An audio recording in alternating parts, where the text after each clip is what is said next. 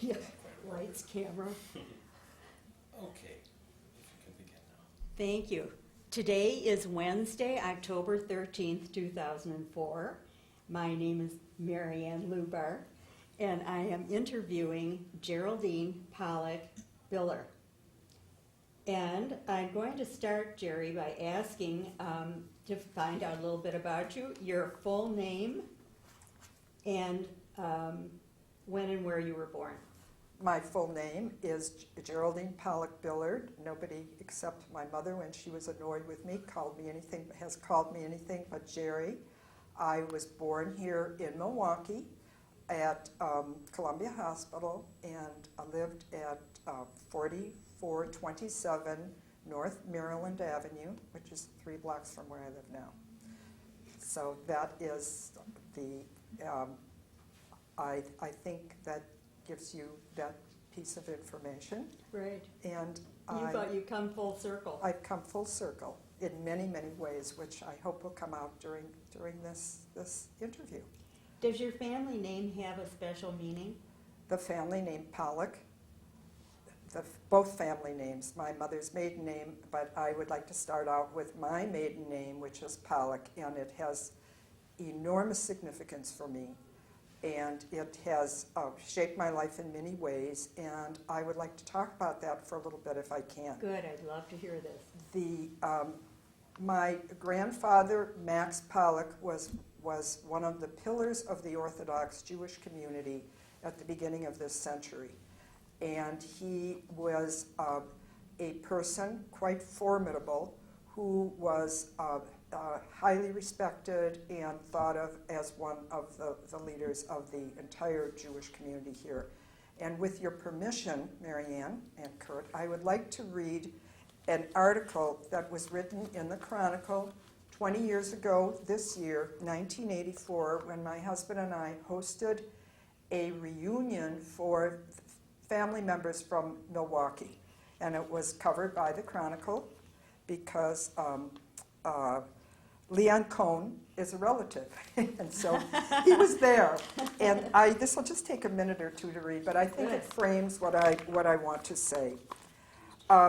Here's a picture, which you can't see probably. We can see if you hold it straight and just hold it there for a moment. On a nice yellowed Yellow. piece And of... I have to say that when I went looking for it last night, it was exactly where I thought it was, and that set this whole thing up in a perfect context.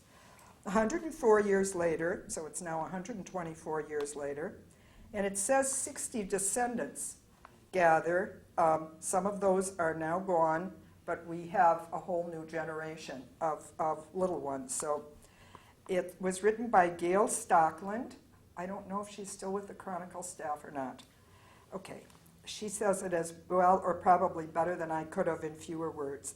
In 1890, Toby and David Pollock, my paternal great-grandparents, left Russia and settled in Milwaukee.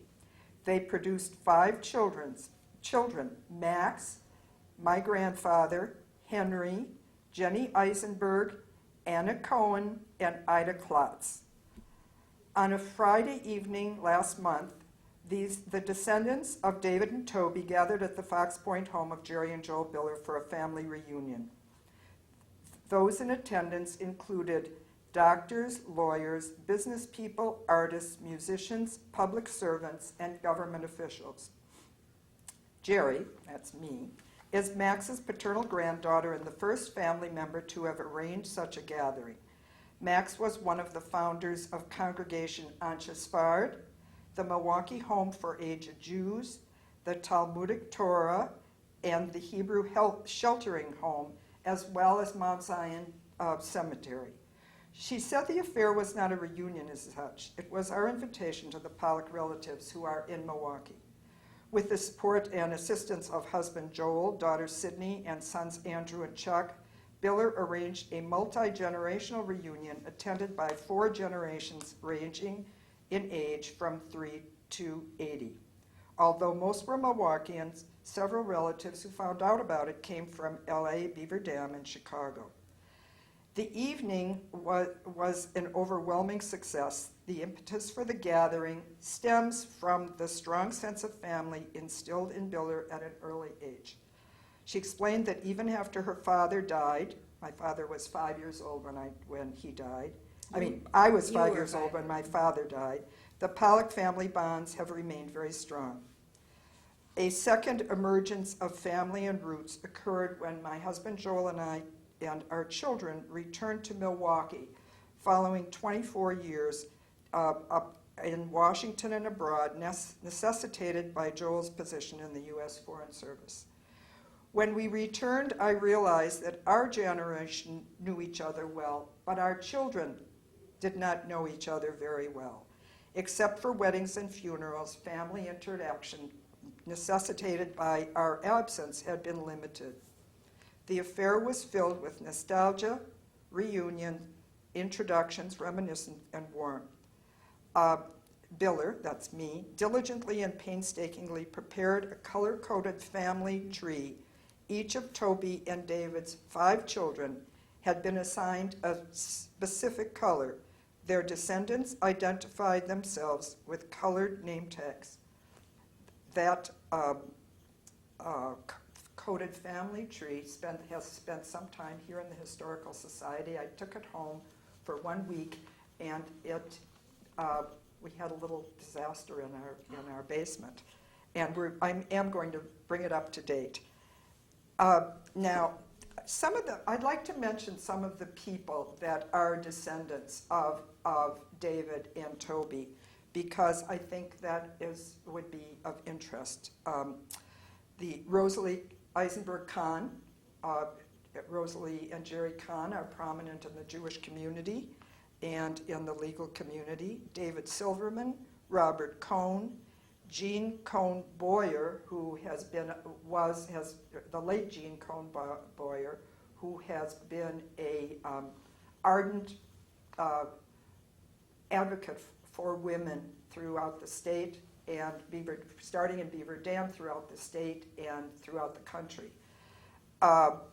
Dr. Donald Cohn, a pediatrician, Sheldon Cohn, Armand Schutzen, Howard Schutzen, my brother, late Donald Pollock, Helen Goldberg-Mautner, and the next generation down includes Charlie Schutzen, who was an appellate judge, and also a young, not so young anymore, but a younger cousin of ours, Mark Stern, who is Tom Miller, who is ambassador to Greece at this point. So that's a little background on the Pollock family. And as I said before, my grandpa, who died when I was 9, to me, he looked like the pictures of what people look at as God, or the formidable grandpa, always in black, always with a black top hat, always with a long beard, very, very solemn, and very grief-stricken, because he had, by the time that I got to remember him, had lost all 3 of his sons at very early ages. Mm-hmm. Jerry, was he born in the United States? He was born just before they came to the United States. Okay. He came as a child. And his reputation has always guided me in many ways in terms of his commitment to the Jewish community and to social service. Other side of the family, my grandpa, David Eisenberg, had 8 children by 2 wives. The first wife died, and he married her sister, which was not uncommon. And my mother was the youngest of 8, and the second wife, my mother's mother, died when she was 7. So actually, both of us have been raised by single parents. And my grandpa David was a scholar. He taught at the gymnasium outside of Vienna. And when he came to this country, I'm sure the name was Eisenbrook, by the way, and I'm sure the name Pollock came from the word Polak, because whatever name my grandpa Pollock had was probably lost in translation, so it became Pollock, and Eisenberg was probably Eisenbrook from where they were. Oh, they were from Eisenbrook. And was your mother, tell us about that side of the family, because I don't know anything about them. Well, he was a scholar, but when he came here, he opened a butcher shop, and that was not unusual because in order to raise these 8 children, Did he have a second wife by the time he moved to the United States? yes, he did have a second wife. Yes, he did have a second wife. And so by the your time. mother was not born here? She No. was. She was born here. She was the okay. youngest of 8. The last 5 children were born in this country. Okay. And he educated his children, and they always preferred to be with him to their friends because he had many, many stories to tell.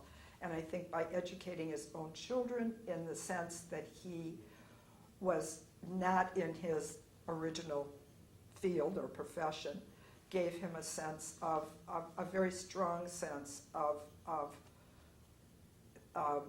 being himself and being important in their lives. And my mother was the first and only one to go to college, and she went to, I guess what was named called normal school in those days, right over here, and taught. Teachers College. State Isn't teacher. I can't remember, it's so long ago, I Uh-huh. can't remember whether it's State Teachers College or Or normal. Mhm. If I may pause this for one, with that at all. and we're on again. I forgot to say that Mark Brickman's mother, May Brickman, worked for Grandpa Pollock, and her descriptions of him are absolutely parallel to mine. She was scared to death of him. She was his secretary for like 20 years. Isn't that funny? And she Yes. always called him Mr. Pollock. So I think bringing Mark's family into that is kind of fun. Besides all the good things he did, what was his profession? Oh, he ran a dry goods store on what was then Winnebago Street. And I can remember going over there and playing there, as many of us did. I'm sure you did too in your family's business. And I did later in my father's furniture store. And playing and rubbing my hand over the glass and the beautiful wood. And, he sold thread and needles and cloth. And I don't know whether he really, he presumably made a living. They lived in a nice house and on 14th Street, I believe it was. And so that's the story. And he lived longer than your father did. Yes. I didn't realize that. My father died in 1939. His 14-month older brother, my father's 14-month older brother, preceded him in death 14 months before, and the youngest son had died at the age of 8 of nobody is really quite sure what. He died in the teens, would have been the teens. And so I remember the night that my father died. I have very few memories of my father. What I know is anecdotal primarily, but I do remember coming down the stairs and being whisked off, as they used to do in those days, to an aunt's, that he was standing at the front door, knocking his head against the front door. And he never got over it. He died of stomach cancer 3 years later, at the age of 72. And when you look at pictures of him, he looks like he was 90. I mean, just by the garb. I mean, as you know, my husband has a beard. He looks younger than, and he was way younger than what Grandpa looked like. No, it's a different kind of beard. It's a different kind of beard. Yes. Yes, absolutely. So do you have other questions, Marianne, no, about my mother's side of the family? Well, now how, I haven't heard much about this side, and you have some famous and infamous members of that side. Of course. Okay, so no, I was actually, that was what I was going to talk about. As I said, my mother was the youngest of 8. And of course you would bring up the infamous ones, but let's talk about the well-known and well-respected ones. Certainly my Grandpa Max, Eisenberg, Grandpa, my Uncle Max, the eldest, was a very, very, very dignified, wonderful human being, and he manufactured blue jeans. And he had 5 children, Sidney, who was the infamous one, and Eddie, who was a well-known and well-respected doctor, and Jack, and Anna and Betty, both of whom were very much stay-at-home. And then, so now we've gotten taken care of the infamous part of the family, and moved on to Esther and Leo Strauss, whose son was the first person, Dr. Gerhard Strauss, the first person in the city of Milwaukee to do an operation called fenestration, which allowed people who had been deaf for their entire lives to hear. And his sister, Dorothy, was a social worker at Jewish Family Services.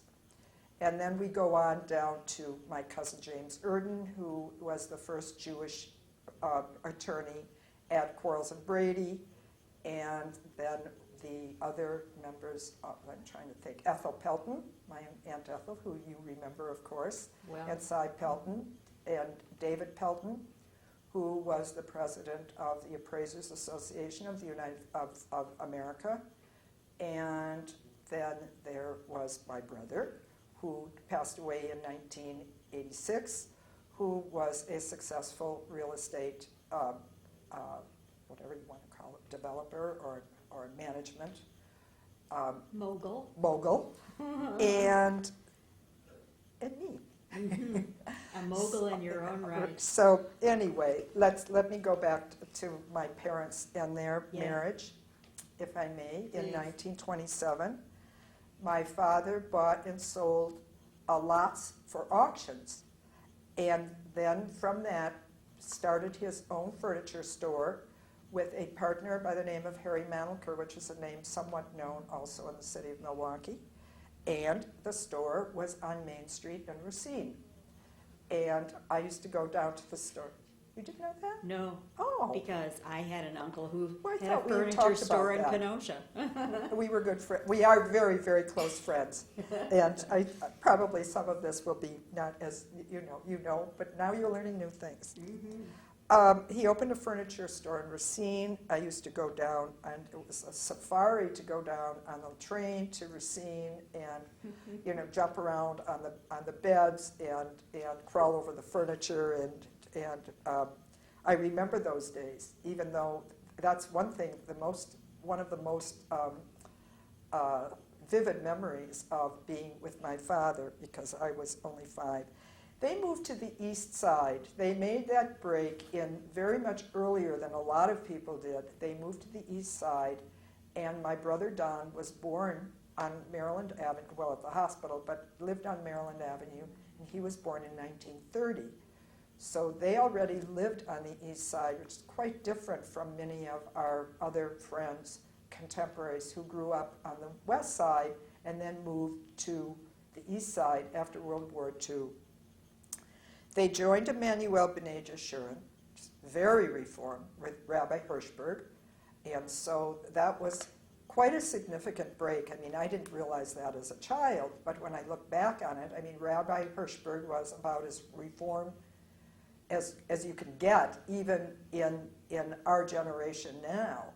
And Rabbi Joseph Barron married them, and Rabbi Joseph Barron also married Joel and me. Had they lived a quote Jewish life prior to Both of them had. Uh-huh. Both of them had, and they certainly kept in.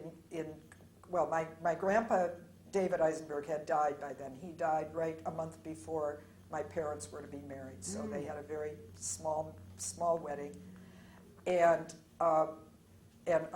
Grandpa Max, of course, had lived, another 15 years after they were married. But they were extremely close. Mm-hmm. And I don't know how he felt about it, because I was too young to ask the question, and no one has really been able to give me a satisfactory answer. Mm-hmm. We spent a lot of time with him, particularly after my dad died. Spent an awful lot of time with him. And your family belonged to Emmanuel. Where was Max? Max was at Antjesvaard, and there was a predecessor or a sister or brother synagogue that he was affiliated with, but nobody is quite sure what the name was because it has sort of disappeared in terms of, current history, I would say. Mm-hmm. Interesting. Yeah. And so you have great ties to a Temple Emmanuel. Yes, very great ties to Temple Emmanuel, and I grew up and was confirmed there along with my brother and your husband and many other of our contemporaries. And we can return to that a little bit later. Exactly.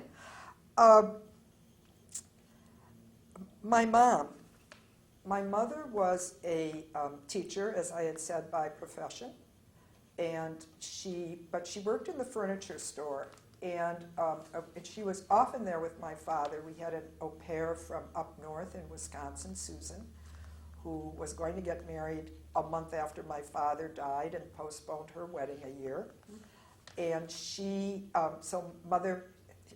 was a part of our family from the time that I was born. So, and I think that might have been a little bit unusual for someone to live in health at that time, but maybe not. I think there were lots of young Catholic women who came to Milwaukee from the farms to earn some money to send back home. And I have many memories of Susan, who took me to church with her on Sunday morning so that my mother could sleep. So you've got a little bit of Catholicism. Well, it helped in me. there too. It helped me with our later life, which I will tell you about. So my mom became, after my dad died, she taught a little bit, and then she became she had a real flair for design, as you know, and she became an untrained but very successful interior designer. And her credo was, you have to get to know the person and know what they like and know what they want. And a lot of people who were moving to the east side for the first time really weren't very sure of what they wanted. And she ended up being the interior designer for probably 75% of her contemporaries' homes in the Jewish community. And what she did is all the more remarkable because she was an outstanding mother. She also, as you know, Marianne, suffered from bipolar syndrome and manic depression at a time when nobody knew what it was. And I look at her as such an incredible role model because she was worked so hard and tried so very hard to give us the kind of upbringing that we would have had if my father had been here. And she had, of course, 7 older siblings who mothered her and smothered her. And we escaped to Florida for 2 years, but it didn't really work out. She missed them, they missed her, and we came back, and then she began to work even more in earnest. At some point, I hope you'll tell about your upbringing because it's very vivid in my memory what you've told me and all the people that were your extended family. I'm going to segue right into that. Good. Okay. But her illness, I just want to say that her illness also shaped Don's and my life very, very much. And we came to have an understanding of mental health issues before anybody knew what they were.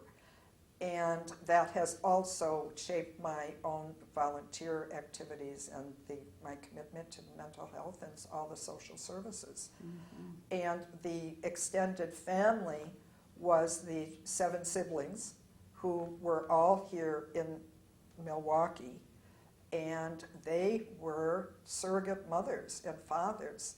I know that Don was much more affected because he was almost 9, and my father had been the Pied Piper, and so on the block, so that he was much more affected by my father's death, but there were always so many people around. And I'm going to mention some of them. Good. My two aunts, Aunt Marion and Aunt Ethel, of course, Marion Urden and Ethel Pelton primarily. My mother's very dearest friend, Leon Rosenfeld, who was married to Ben Rosenfeld. We were with them constantly. Aunt Leon was a community leader. She was president of Hadassah and every other women's organization that ever was. And Aunt Leon died at the age of 48. So we've had a lot of loss in our family, a lot of very young loss. And she was married 4 months before Joel and I were, and Uncle Ben gave a beautiful shower for me the week before that Joel and I were married. So, and he died young too, but we don't need to go dwell on death that much. Anyway, another person who is has been a role model since I can remember is Louise Abrams at Yaffe, because her husband and my father were stepbrothers. And so Louise was on my horizon from the time that I can remember. And I'm very close to her. As you know, she is one of the outstanding people of her generation in this community. No question. And she is my aunt. She's really my step-aunt, but I call her my aunt. And she has had just an enormous influence on me, also in the area of services, volunteer service, services to older adults. As you know, she and Jim are going to be honored next spring by Jewish Family Services, and I get to be the chair. Okay, now that takes care of whatever other questions you have, Mayor. Tell me if you have any more. I don't. I'm finding this absolutely fascinating, and I all thought the people you knew it all. Well, I know some of it, and I'm sorry that we can't dwell more on some of the other people in your story, but we'll save that for another time, because this is really about you. Okay, now me. Yes. Now me. What can I tell you? That I was fortunate enough. Can you pause for a second, please? Sure. I went to school at the Henry Clay School. I went then to Whitefish Bay High School. I actually had gone to 2 grade schools before Henry Clay, but we went, right after my dad died, we went into the Atwater School District and then into the Lake Bluff District, and lived at 41 North Murray Avenue, also 3 blocks from where we live now. It's weird because I keep going past these places that were my childhood. And I really had an amazingly wonderful junior and high school time. I had there were very few Jewish children in Whitefish Bay at that time. I think there were our high school graduating class, there were 160 students. Actually, we weren't bad, because there were 6 Jewish boys and 5 Jewish girls. But most of my friends were, with a few exceptions, were Catholic and had come from St. Monica, and we had an absolutely marvelous time. A couple of them were prom queens, and football, whatever you call those, Heroes. football. Heroes. Football heroes, and I had an idyllic, considering the circumstances, and I just had an idyllic high school time. And I'm still friends with a few of them, and we just had, but we had our 50th high school reunion 3 years ago. So my brother and I were extremely close. We were very close to our Urden and Pelton cousins. The 6 of us I was the only girl of the 6 Urden, Pelton, Pollock contingent. And unfortunately, there are now just Dick Urden and Jim Urden and me left. No Peltons and only 1 Pollock. I mean, when I talked to you about this, I realized you once said to me, you've had so many losses. And I just have sort of taken that as part of who I am and what my life is. But when we moved back here, and I'm skipping over our foreign service life in my marriage, it was only then that I, as a parent and a wife, that at 25 years later, that I began to have some concept of what it was like to grow up without a father, who people began then, when I was 40-some years old, to tell me about what a wonderful person he was. So then, I guess, that takes care of high school. I went to Northwestern University because my mother was afraid that if I went to Wisconsin, I would get married after the first year, like many of my older friends. And she insisted that I go there. And I went to Northwestern at the time when the yearly tuition was $600, and the dorm, room and board, was $600, and my sorority dues were $600 for the year. So I earned money, I worked there and earned my own money for my sorority dues and my spending money. What did you do? I worked at the drugstore on the corner, right near Willard Hall, and I also did some stenographic work in the political science department, because my mother had insisted that I take a business course. She insisted that I take a business course so I can still take shorthand and type about 90 words a minute, and I can, not so good on the computer, but I'm a little technologically challenged, but I was able to use that skill, and I've used it over and over again, less now. And was the dormitory life Jewish in any way, and tell us about the sorority? Well, the dormitory life, there were two Jewish, it's a very Greek school, and it still is. I didn't realize at the time, I'm somewhat appalled to find out that, to realize that I actually pledged a sorority. There were two Jewish sororities. 25, each one took 25 pledges each. A year. Mm-hmm. One of them was on campus, and the other one was away from campus. So the one that was on the campus in the quads was just a beautiful, beautiful building, and of course it was the preferred one. 150 Jewish girls went through Rush, and 25 of them, all 150 wanted to pledge A Phi, and 25 of us got in. Mm. I've been against Greek life ever since, but I did enjoy that part of because that was where my Jewish core was on campus, and I ended up being, I guess I can say this to you. I ended up being named Outstanding Pledge, Outstanding Senior, and Vice President of the sorority. Oh, I've never said that to anybody. No, I've never heard that. Well, it's not something I spread around, but as long as I'm talking about myself, I need to do that. Is that too boastful? Just a continuation of your outstanding career. Well, Seriously. it's the beginning of what, for me, has been a very, it's been a great life. Yes. And I married right after I got out of school, and I got lucky there.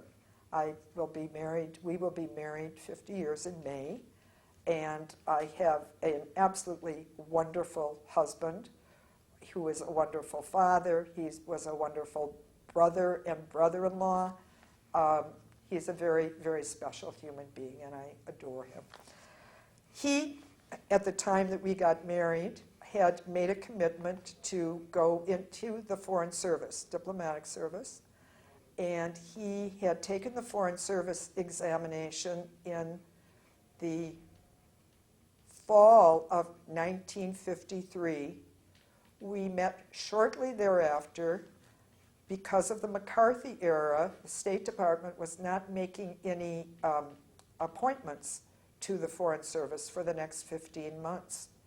And that's the only good thing that Senator McCarthy ever did, was because I would never have met Joel. He would have been in Washington if his appointment had come in on time. And during that time, we courted and we married, and we very, very fortunate. He was already in Washington, had been there a month when we got married.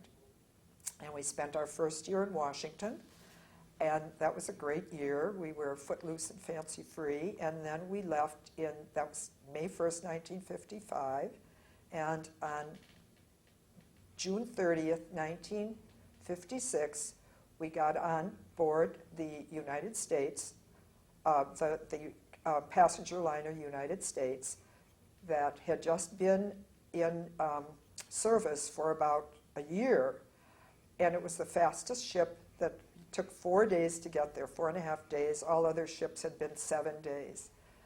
And we traveled because there were no flights. I mean, it took 22 hours to fly to Europe at that time. So we went minimum first class. We had a cabin about that big, and we had absolute marvelous time. And then the morning that we arrived in Le Havre, France, which was our first assignment, we were up at 4 o'clock to dock. And I looked out at Le Havre, which had been mistakenly bombed by U.S. forces during the Normandy invasion. And 80% of the housing had been destroyed. And there were, in their place, in the place of those homes, they had rebuilt, because the mayor of that city was a communist. They had built these cinder block apartment buildings, block after block after block. And the consulate was down in a part of the city that had not been reconstructed, rebuilt. So there was ruins all around it, and there was this very contemporary little consulate building and consulate residence. And I was 23 years old. So it was not the easiest. It was not the easiest adjustment, but we did it together. We made friends. The principal officer there was a wonderful man, French himself, of French origin, and we made some very, very dear friends there, including my friend Mado, who I told you about, who just passed away also in France. I've kept in touch with all these years. She was my everything, because she taught me French. She knew 10 words of English. My mom, when she was there, introduced me to Mado. She met her at the beauty parlor, then invited her over, typically mom. And then we went on from there. We went to The Hague, Netherlands, 3 years. We were at the embassy there. And it's a great country. It was a wonderful city. And Joel was in the economic section there. And what language did you speak there? English and Dutch, but I learned Dutch. I can still speak a little bit of Dutch because we lived out near the tulip fields, and no one around there spoke English. And we lived on a second floor of a beautiful private home, and we were about 20 feet from the beginning of the tulip fields that went from Rijksdorp, which is where we lived, all the way to Amsterdam. And someday I'll show you pictures of that. So then we came back to Washington for a post, and then we went to Ecuador, Argentina, and Chile from the mid-'60s to the early '70s. And I won't go into that. Where you learned Spanish. That's So where I you're learned Spanish. I'm fluent in Spanish. And then we came back to Washington, and about 2 months after that, I met one of my dearest friends, Marianne Lubar. And Joel was then Deputy Assistant Secretary of State for Economic Affairs, which he continued to be for the next 5 years. And Marianne and Shell were there you were there with Shell for about 2 years of that? 2 years. 2 years of that, where we cemented this very strong friendship. And Do you want to tell us about your children? I'm going to tell you about my children now. Right. We have 3 children. We have Sydney, our daughter Sydney, and Andrew. Am I going too slow? Andrew and Sydney, and both of whom are adopted, and we are very proud of them. I had, as Marianne knows, a preemie, several miscarriages, and we decided that we would proceed with adoption, which we did here in Milwaukee through the Department of Social Welfare. And they waived our necessary home visits because we were federal government employees. And then about 3 years after we adopted Andrew, our son Chuck was born. Fairly normal pregnancy. And so when Chuck was born, Joel and I had, after all our travail with having a family, had 3 children under 5. And they thought Chuck might have been a twin. And I remember driving to that examination and just praying that he wasn't. And then so they are wonderful. Life in the Foreign Service was good to them in many respects, but in many respects it was extremely difficult. We moved every 2 or 3 years. There were changes in friends, disruptions in their studies.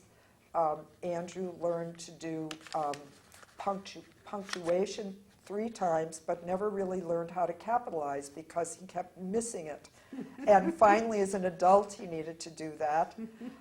Finally put his mind to it. And educationally, I think, in retrospect, they know how to be with people. They are totally comfortable on their feet with everybody.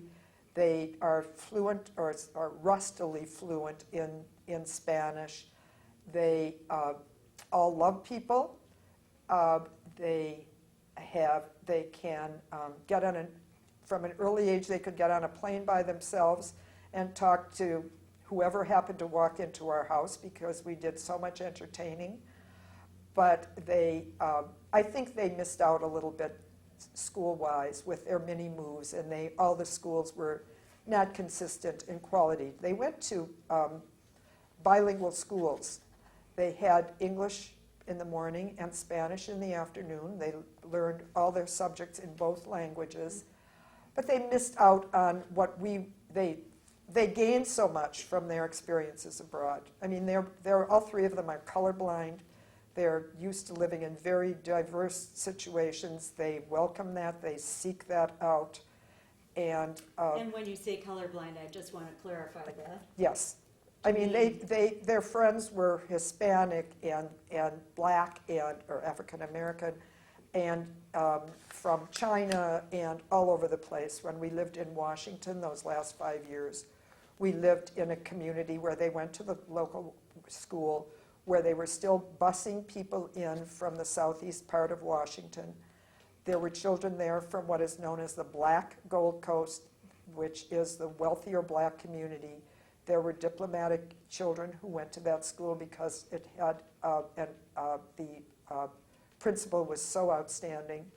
Mondale's children went to school there. Tom Brokaw's children, Senator Proxmire's children went to that school up through the 8th grade. I don't want to, we have about, I think, 15 minutes, and I want to be sure to get your career in, but okay. I want to close off the child portion of it, or the family life portion, by just asking, in all your travels, I have to make the Jewish connection. Was there much of a Jewish connection? Yes, of course, and thank you for doing that, because I did leave that out of here, thinking that I couldn't possibly leave it out. When we were in Le Havre, there was a Jewish community of about 8 or 10 families, many of whose children had left Le Havre because of professional reasons. We went to meet the elder of the community and became very close to him and to his wife. When we were there, they were able, oftentimes they would call Joel for a minyan.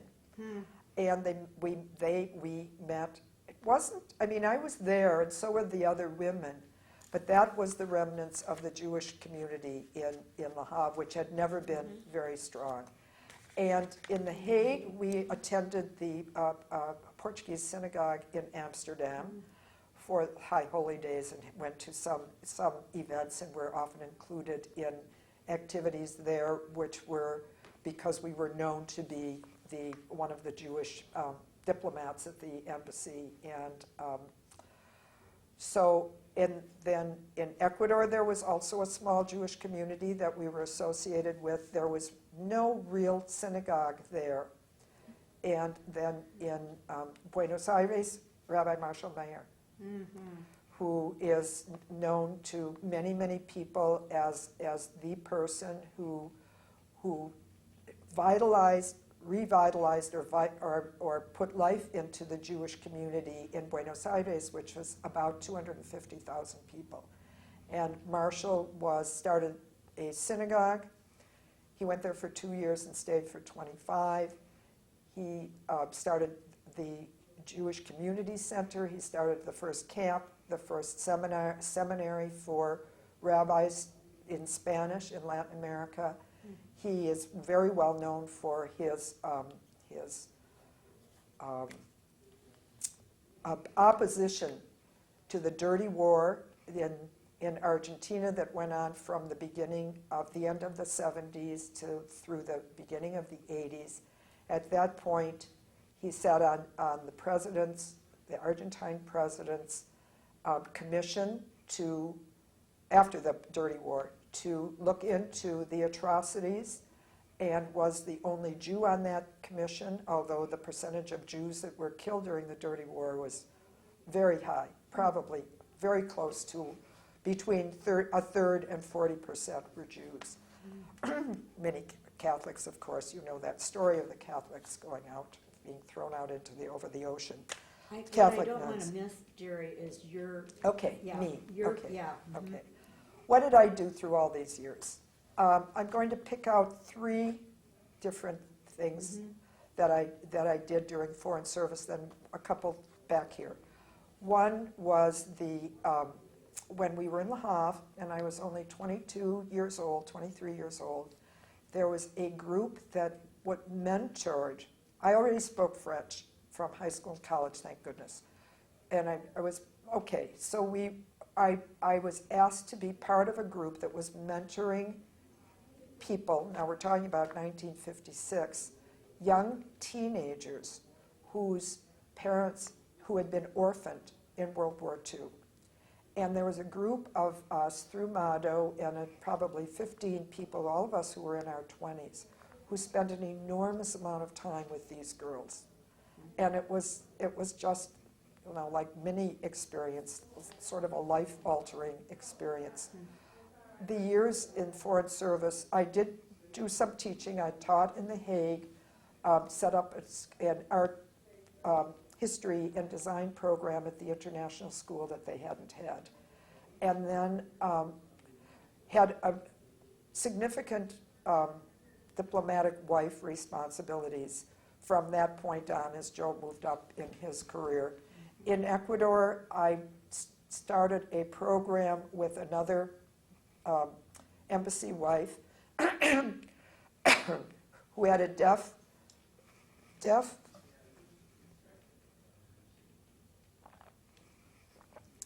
child and was a musician. And she and I went to school for deaf and blind, where, excuse me, can you pause for a second? Sure. Okay. The rest is supposed to be about me, right? Yes. Okay.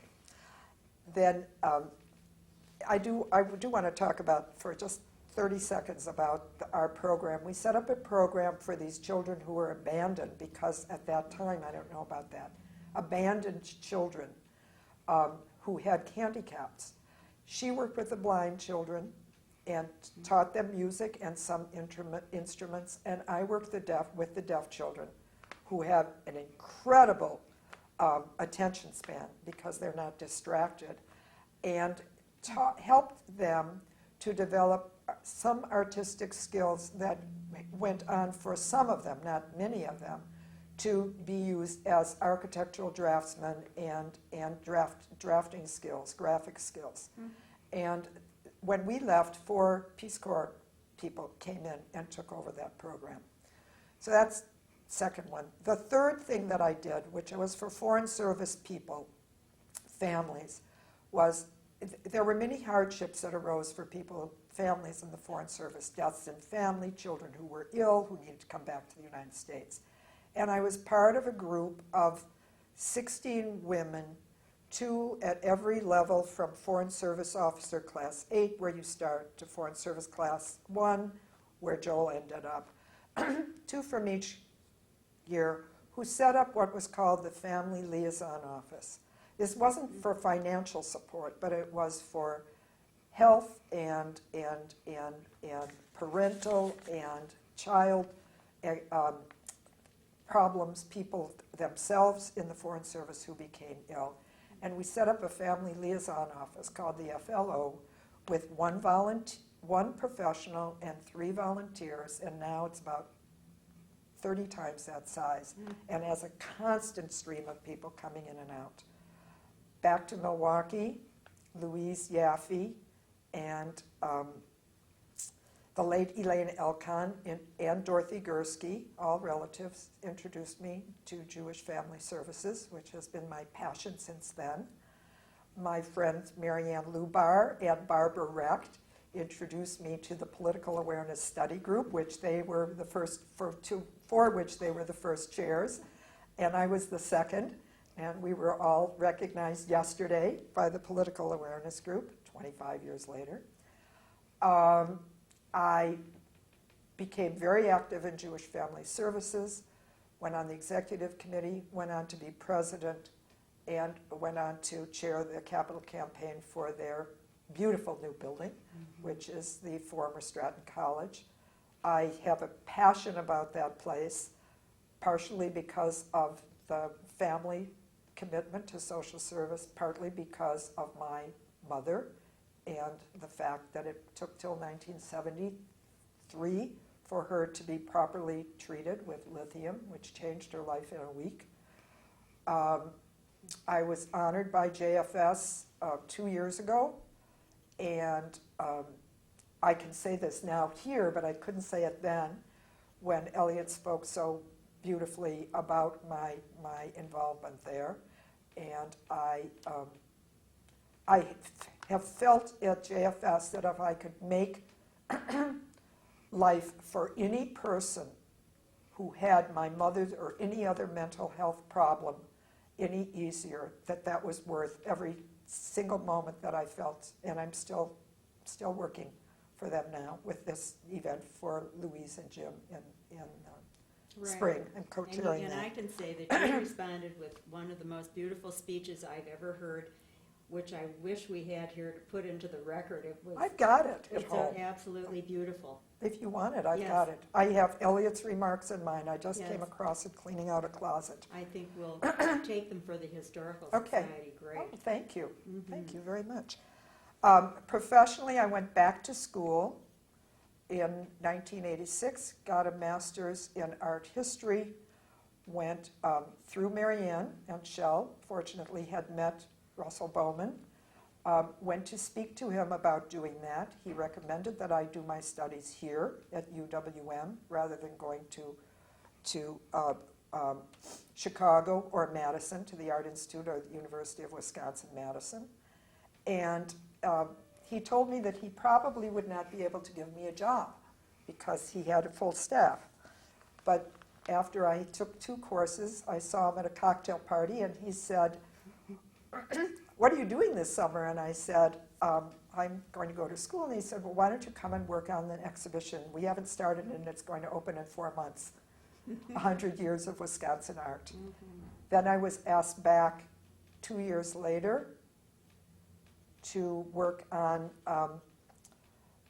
Word as Image, 1960 to 1990, and worked right along with Russell and Dean Sobel, the curator for contemporary art.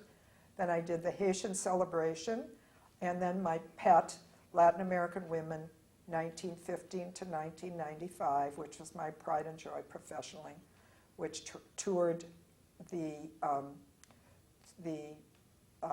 to the Denver Art Museum, the Phoenix Art Museum, the National Museum of Women in the Arts, and to the Center for Fine Arts in Miami on a 2-year tour.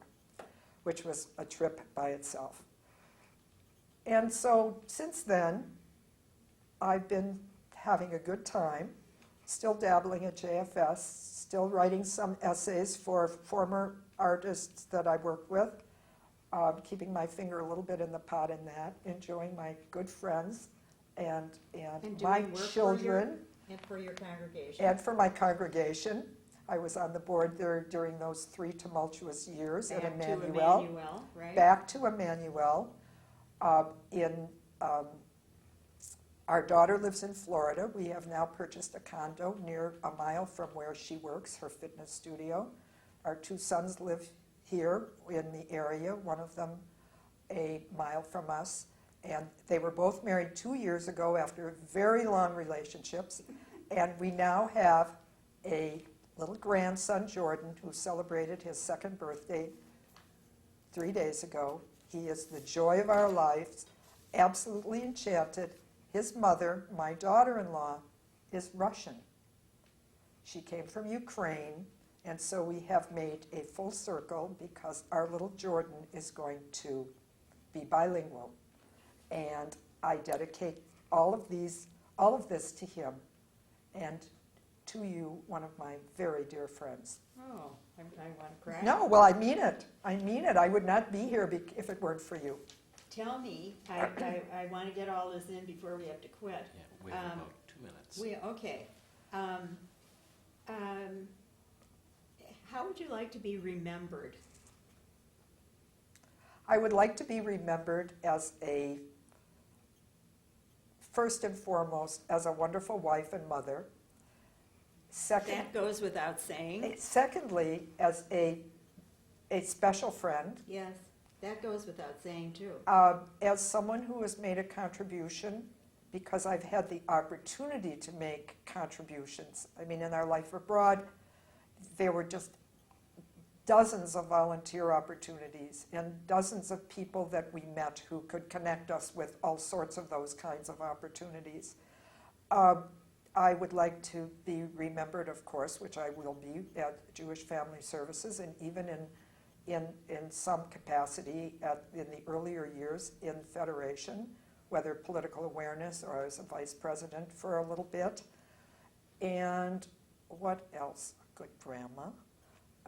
And I can't think of anything No, more. I I think I've had a wonderful full life filled with joy and happiness and tragedy, and we've made it this far, and we're both healthy, and Is there I look anything forward to many years that you ahead. want to say that you are most proud of, or something special that you've learned? And I think you talked about that, what you've learned from your grandparents, your mother especially, and all of that's really interesting. Is there something, do you have any regrets about anything, or something you're most proud of that you want to share with us? Well, I think I feel almost boastful in what I've shared with you. I mean, much of this I've really never discussed with other people. So I do feel that I've probably covered those aspects of my life. I'm proud of the fact that I made it through Foreign Service life, because so many women fell by the wayside. It's very lonely, with tremendous social responsibilities. They're less now because the wives don't want to do it. But at that time, it's very traditional diplomatic life. Very shy people who couldn't stand the pressures of standing at the end of a receiving line. Lots of alcohol around all the time. Many of them suffered from alcoholism. What saw you through this? Joel and our marriage, and the fact that we were very much on our own. Nobody around. No support system. Our children, the fact that our children landed on their feet after many, many struggles along the way, and have turned out to be such attentive and caring human beings. And you know the struggles that we had. I'm proud of JFS. I'm proud of the Art Museum. I'm very prideful. I'm not modest. I don't talk about it. But I'm really not modest when I think of my life. I'm 71. Marianne is 3 days younger than I am. And she has 11 grandchildren, and I only have one, but he's special. Anyway, there isn't anything, Mayor, that I can. No, I think you've had a huge impact on your family and on your friends and on your community. A huge impact, and you should be prideful. And I'm so pleased to have participated in this tape with you. I'm so looking forward to seeing it. I don't know whether I am or not. Anyway, thank you so Oh, very I much. loved it. I mean, this was, as I was thinking about what I was going to say, and I haven't looked to see what I didn't say, I thought, I've been wanting to do this, and the Historical Society has provided me with the opportunity to do it, rather than thinking about doing it. Exactly, for a little action. A little we're action. hoping, of course, to get Joel Biller in this chair and doing the same Well, thing. you'll have to twist his arm. He says that he would have to do so much research, which I didn't feel like that at all. You'll talk to him. I will talk to him, definitely. Yes. Thank you very much. Thank you. Thank you, Kurt, and thank you, Mayor, for doing that.